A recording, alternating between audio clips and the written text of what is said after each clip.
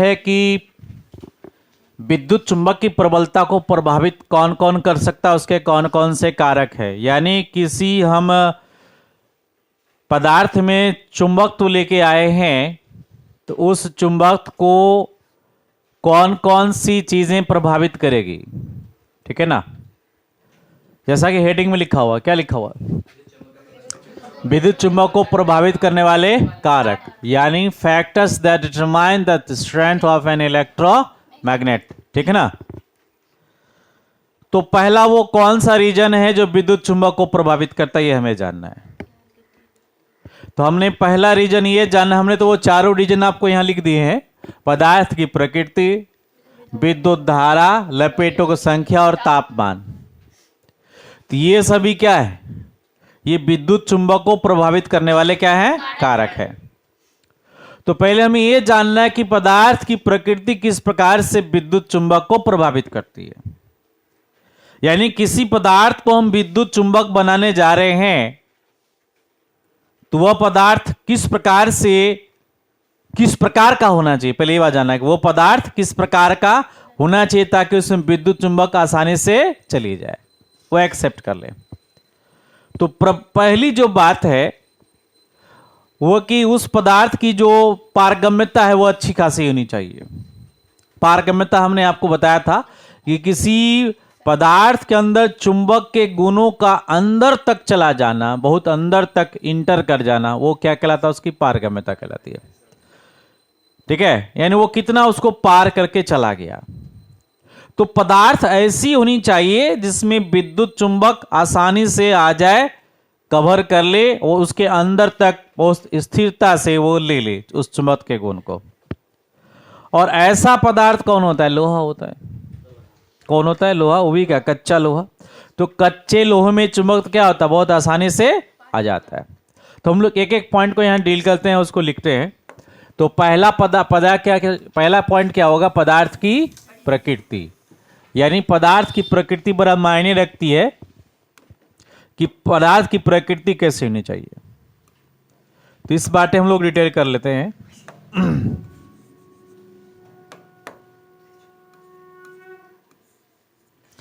पदार्थ की प्रकृति।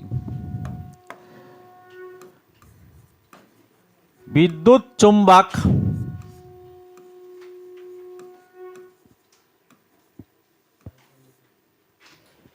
किसी पदार्थ की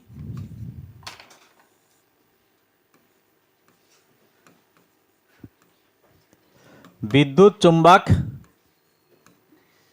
किसी पदार्थ की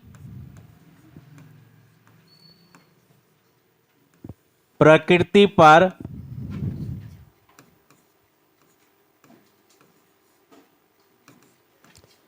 निर्भर करता है। विद्युत चुंबक किसी पदार्थ की प्रकृति पर निर्भर करता है, अर्थात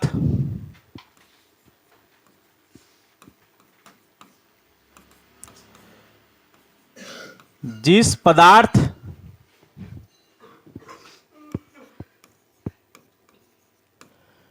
में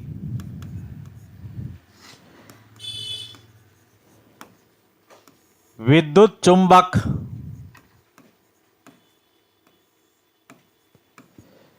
के गुण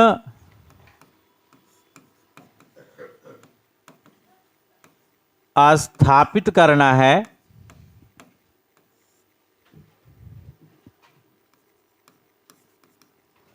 वह पदार्थ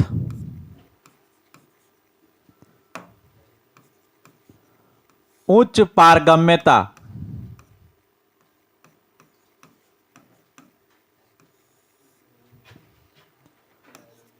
वाला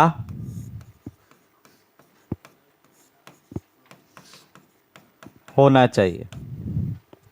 कैसा होना चाहिए, उच्च पारगम्यता वाला होना चाहिए, जैसे कच्चा लोहा।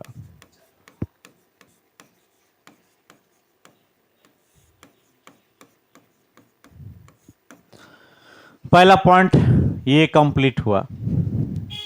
हमने इस पॉइंट में आपको ये समझाने का प्रयास किया है कि वह पदार्थ जिसमें हम विद्युत चुंबक डालना चाह रहे हैं उसकी प्रकृति कैसी होनी चाहिए।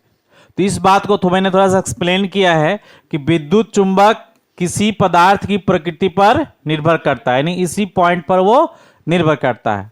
अर्थात जिस पदार्थ में विद्युत चुंबक के गुण स्थापित करना है वह क्या होना, उच्च पारगम्यता वाला होना चाहिए। कैसा?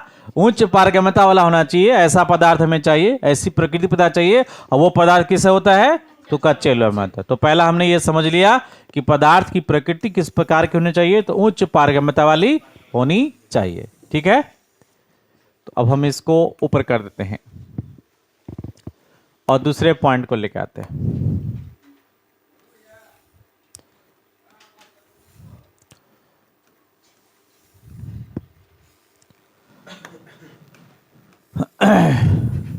दूसरा मेरा पॉइंट क्या होगा? विद्युत धारा। दूसरा पॉइंट क्या होगा? विद्युत धारा के बारे में हम बताएंगे अब।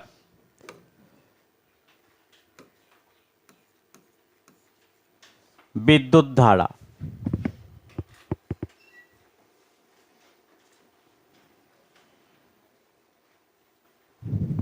ठीक है। अगर मान लो कि ये मेरा कच्चा लोहा है और इसमें मैंने तार लपेटे हैं, विद्युत धारा प्रवाहित किया है और इसको हम विद्युत चुंबक बनाना चाहते हैं, तो जिस तार में हमने विद्युत धारा प्रवाहित किया है उस तार में विद्युत धारा की प्रबलता उच्च होनी चाहिए। क्या होना चाहिए? उच्च। अगर क्षीण प्रबलता होगी यानी उसमें कम पावरफुल विद्युत धारा प्रवाहित करेंगे तो वो भी विद्युत चुंबक बहुत देर से बनेगा या फिर हो सके नहीं बने। तो इसकी प्रबलता कैसे होनी चाहिए? अच्छी खासी होनी चाहिए, उच्च होनी चाहिए, तब जाके उसमें विद्युत चुंबक उत्पन्न होगा। तो दूसरा क्या, वो विद्युत धारा कैसे होनी चाहिए? उच्च प्रबलता वाली होनी चाहिए। जिस पदार्थ में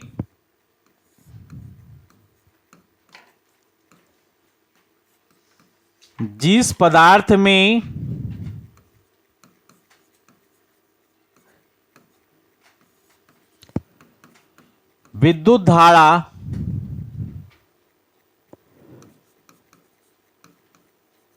स्थापित करके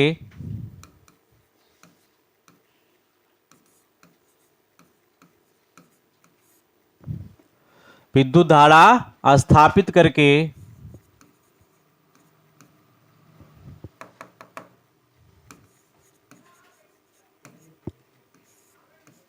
विद्युत चुंबक बनाना है।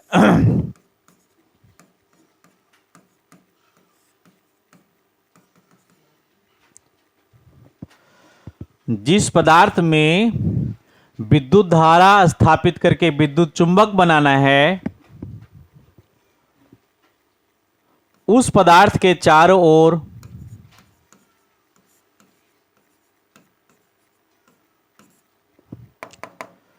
उस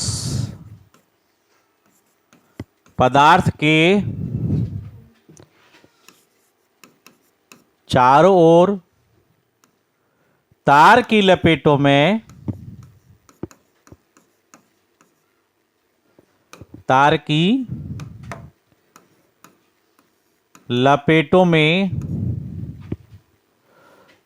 उच्च प्रबलता वाली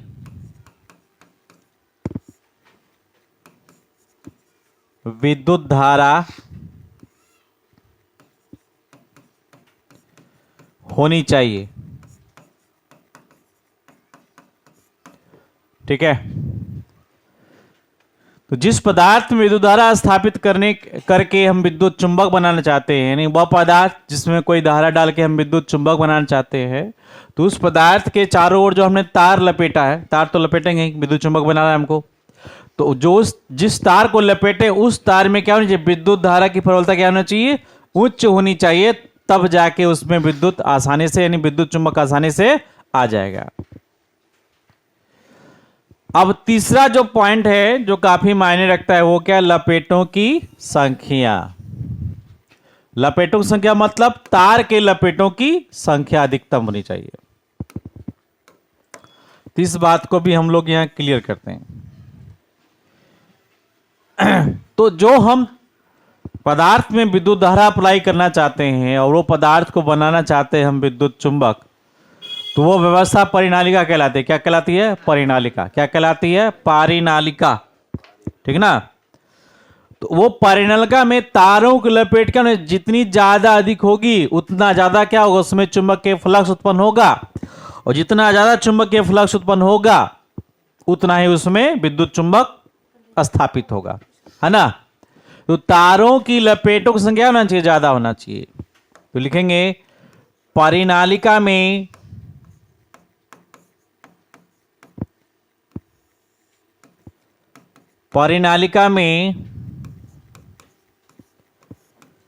तारों की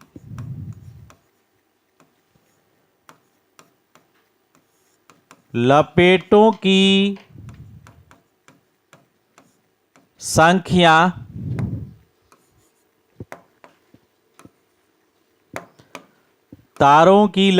की संख्या अधिकतम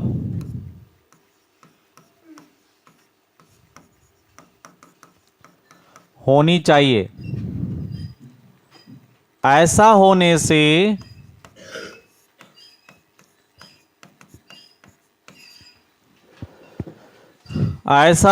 से यहां कोमा लगा देंगे। ऐसा होने से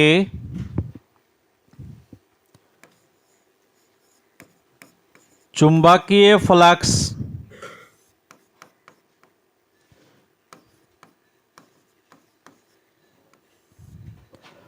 अधिकतम उत्पन्न होंगे,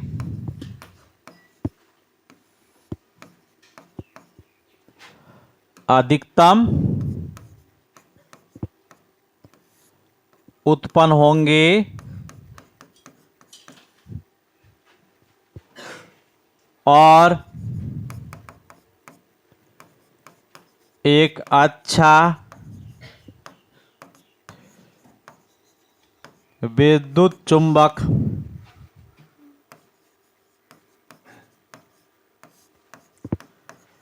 प्राप्त होगा।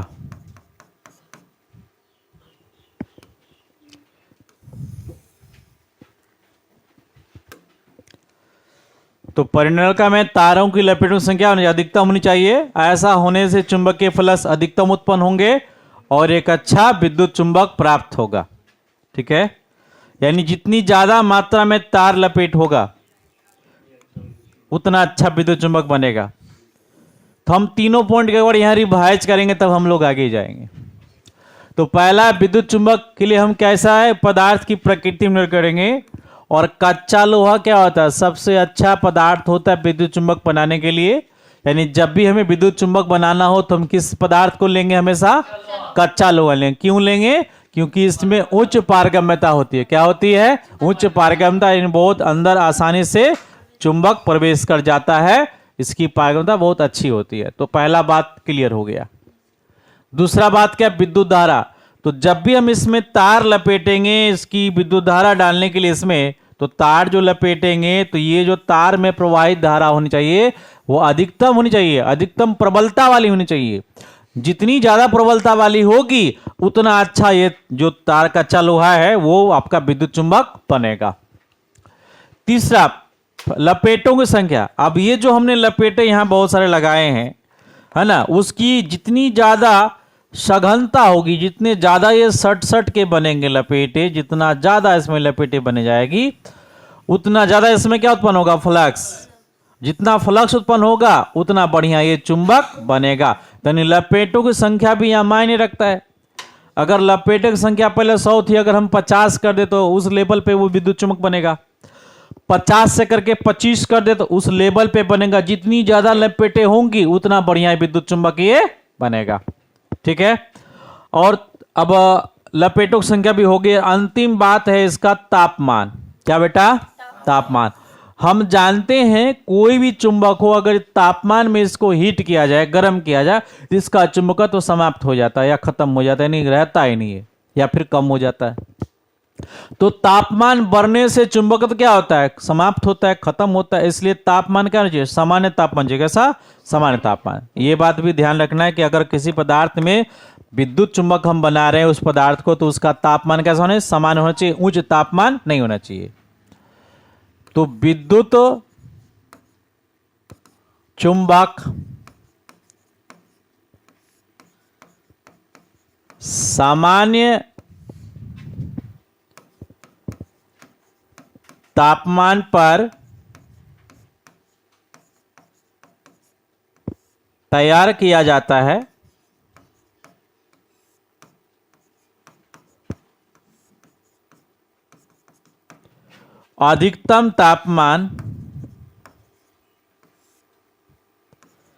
अधिकतम तापमान इसके चुंबकत्व को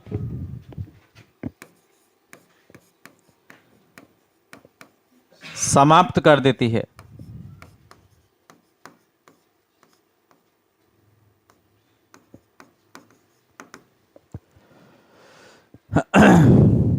तो विद्युत चुंबक सामान्य तापमान पर तैयार किया जाता है, क्यों, अधिकतम तापमान इसके चुंबकत्व को क्या करती है, समाप्त कर देती है।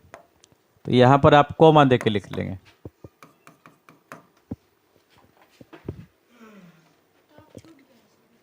अधिकतम तापमान, अच्छा ताप छूट गया, यहां पर ताप शब्द लगा देते हैं।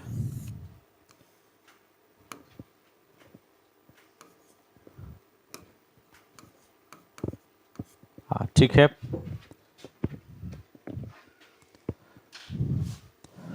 तो बहुत आसान टॉपिक था ये, जो आप बिल्कुल समझ गए होंगे बढ़िया से। एक बार पुनः हम इसको रिपीट करेंगे, ठीक है। तो पहला क्या हुआ, पदार्थ की प्रकृति, यानी फिर से दोबारा हम बता दें, पदार्थ की प्रकृति अच्छी होनी चाहिए और प्रकृति ऐसी होनी चाहिए कि यह आसानी से चुंबकत्व को अपने अंदर रख ले। तो इसका मतलब उसकी पारगम्यता अच्छी होनी चाहिए। और अच्छी पारगम्यता वाला पदार्थ क्या होगा, लोहा होगा, कच्चा लोहा। क्या होगा, कच्चा लोहा, कोई डाउट नहीं है। कच्चे लोहे में अयुग्मित इलेक्ट्रॉन बहुत संख्या में होते हैं, ठीक है। जैसे ही विद्युत चुंबक के नजदीक इसको, मतलब किसी चुंबक के नजदीक रखा जाएगा या फिर विद्युत चुंबक की तारे इस पर लपेट कर विद्युत फैल के, तो उसके जो डोमेन होंगे, जो अयुग्मित होंगे, वो बिल्कुल एक सीध में हो जाएंगे। जब एक सीध में हो जाएगा तो वो चुंबक आसानी से बन जाएगा। तो कच्चा लोहा में सबसे ज्यादा अयुग्मित इलेक्ट्रॉन्स प्राप्त होता है, जो किसी अन्य धातु के मुकाबले इसमें ज्यादा है कंपैरिजनली। इसलिए कच्चा लोहा सबसे अच्छा विद्युत चुंबक बनने के योग्य होता है। बात समझ में आ रही है। तो इसका रीजन क्या हो गया, अयुग्मित इलेक्ट्रॉन, ठीक है। प्रश्न हल मिल गया आपका। अब हम आते हैं अगले पॉइंट पे, विद्युत धारा। तो जितना ज्यादा प्रबल विद्युत धारा डालेंगे उतना अच्छा विद्युत चुंबक बनेगा, ठीक है। तीसरा होगी लपेटों की संख्या। जितनी ज्यादा लपेटों संख्या बढ़ेगी उतना अच्छा विद्युत चुंबक बनेगा, क्योंकि विद्युत फ्लक्स भी, यानी चुंबक के फ्लक्स भी उत्पन्न होगा। क्या उत्पन्न होगा, चुंबक के फ्लक्स से ज्यादा मात्रा में उत्पन्न होगा। ज्यादा होगा तो वो एक्सेप्ट करेगा, वो रखे, क्योंकि उसमें योग्यता है रखने की, पारगम्यता करने की, इसलिए वो फट से उसको रख लेगा। तो लपेट की संख्या ज्यादा होनी चाहिए। और तीसरा चीज जो नहीं होना चाहिए उस पर ध्यान रखना। ये चीज तो होना ही चाहिए, लेकिन ये भी जानना है कि ये चीज नहीं होना चाहिए। क्या, तापमान अधिकतम नहीं होना चाहिए, तापमान बिल्कुल समान होना चाहिए। और समान तापमान में चुंबक तो आसानी से हो जाता है। जैसे कि हमने बताया था, किसी पदार्थ में चुंबक तो 3 प्रकार से लेके आ सकते हैं। पहला वो है कि उसको गर्म करके ठंडा करेंगे, देखना समझना, गर्म करके ठंडा करेंगे। इन्हें कि गर्म वस्तु पर नहीं आता, जब वस्तु धीरे धीरे ठंडा होता है तब वो चुंबक धारण कर लेता है। ये किसी चुंबक के बगल में अगर हमने कोई लोहे जैसे पदार्थ को गर्म कर लिया है और उसको एक सांचे में डाल के उस चुंबक के बगल में उस सांचे को रख देंगे, तो जैसे पहले तो वो जो डोमेन होंगे, जो गर्म अवस्था में डोमेन पिघले होंगे, जैसे से वो ठंडा होंगे तो बगल में चुंबक जो है ना, उसके आधार पर उसका डोमेन सीधा हो जाएगा। और सीधा होके अब जब ठंडा होते जाएगा तो वो सीधा ही रह जाएगा, सीधा ही रह जाएगा। ठंडा होने के बाद वो सीधा ही रह जाएगा। सब सीधा रहेगा तो वो क्या बनेगा, चुंबक बन जाएगा। क्या बन जाएगा, चुंबक। ये एक चुंबक हो गया। दूसरा क्या हो गया कि हम उसमें विद्युत धारा प्रवाह करेंगे तो वो चुंबक बन जाएगा। दो अवस्थाएं होगी। और तीसरा है कि कोई चुंबक के बगल में दूसरी कोई लोहे जैसी वस्तु को रगड़ेंगे 40 से 50 बार तो उसमें भी चुंबक के गुण आ जाएंगे। तो ये 3 प्रकार हो गया। तो हमने पहला प्रकार जो बताया थे गर्म करके ठंडा करेंगे, तो हमको ठंडा करना पड़ रहा है ना, गर्म अवस्था में तो नहीं आ रहा, जब वो ठंडा हो रहा तब चुंबक का गुण लेके आ रहा है। तो सामान्य तापमान हमें चाहिए, अधिक तापमान वो से नहीं ठंडा, मतलब कि वो चुंबक नहीं बना पाएगा, उल्टे ही चुंबक को वो खत्म कर देगा। तो पहला बेटा क्या होना चाहिए, कैसी होनी चाहिए, उच्च पारगम्यता वाली होनी चाहिए, तभी आसानी से चुंबक तो उसमें आ जाएगा। दूसरा क्या होना चाहिए, धारा कैसी होनी चाहिए, धारा के लिए हमें तार की लपेटों में उच्च प्रबलता वाली विद्युत धारा होनी चाहिए। जब उच्च प्रबलता धारा होगी तो वो आसानी से विद्युत चुंबक बन जाएगा। तीसरा क्या होना चाहिए, अगर तार जितना मात्रा में लपेटा होगा, जितना अधिक लपेटा होगा उतना उसमें अच्छा चुंबक तो आ जाएगा। और चौथा क्या, तापमान सामान्य होना चाहिए, अधिकतम तापमान होने पर विद्युत चुंबक वो नहीं बन पाएगा। तो कोई डाउट बेटा इसमें, मक्खन, यहां तक रहने दें इसको आप, चलो ठीक है बंद करो।